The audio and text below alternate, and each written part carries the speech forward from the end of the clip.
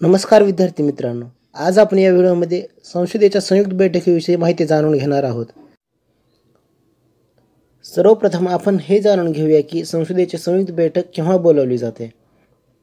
तर जेव्हा एखादे विधेयक लोकसभेमध्ये मंजूर होते पण राज्यसभेमध्ये त्या विधेयकासंदर्भात असलेल्या मतांतरामुळे ते विधेयक राज्यसभेमध्ये मंजूर होत नाही. अशा वेळेस आर्टिकल 108 नुसार त्या विधेयकासंबंधित मतांतर दूर होऊन दोन्ही सभागृहात एकमताने ते विधेयक मंजूर करण्यासाठी राष्ट्रपती दोन्ही सभागृहांची संयुक्त बैठक बोलवतात आणि एकत्रित मतदान घेऊन ते विधेयक मंजूर केले जाते. तर बघा, अशी संयुक्त बैठक फक्त वित्त विधेयक व साधारण विधेयक या दोन विधेयकासंदर्भातच बोलावली जाते. संविधान संशोधन आणि धन विधेयक या दोन विधेयकासंदर्भात संयुक्त बैठक बोलावली जात नाही. आणि अशा संयुक्त बैठकीचे अध्यक्षपद हे लोकसभा अध्यक्ष भूषवतात.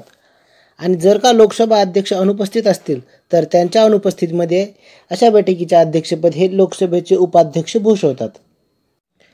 आणि जर का लोकसभा अध्यक्ष आणि उपाध्यक्ष हे दोघेही अनुपस्थित असतील तर अशा संयुक्त बैठकीचे अध्यक्षपद हे राज्यसभेचे उपाध्यक्ष भूषवतात.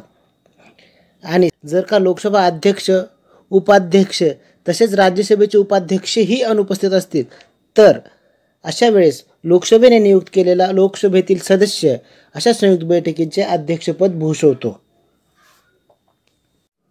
तर आता तुम्हाला प्रश्न पडला असेल की राष्ट्रपती व राज्यसभा सभापती संयुक्त बैठकीचे अध्यक्षपद का भूषवत नाही. तर बघा, राष्ट्रपती व राज्यसभा सभापती, राज्यसभा सभापती म्हणजे देशाचे उपराष्ट्रपती जे की राज्यसभेचे पदसिद्ध सभापती असतात. तर राष्ट्रपती व राज्यसभा सभापती हे दोघेही राज्यसभा किंवा लोकसभा यापैकी कुठल्याही सभागृहाचे सदस्य नसतात. त्यामुळे हे दोघेही अशा संयुक्त बैठकीचे अध्यक्षपद भूषवत नाहीत. आजपर्यंत 3 वेळा अशा बैठकीचे आयोजन करण्यात आले आहे. तर बघा, पहिली बैठक 1961ला हुंडा विरोधी कायद्यासंदर्भात झाली होती. दुसरी बैठक 1977ला बँकिंग सेवेच्या संदर्भात झालेली होती. आणि तिसरी बैठक 2002ला दहशतवाद विरोधी कायद्याच्या संदर्भात झालेली होती. तर अशा पद्धतीने आपण संयुक्त बैठकीवरील सर्व महत्त्वाची माहिती पाहिली आहे.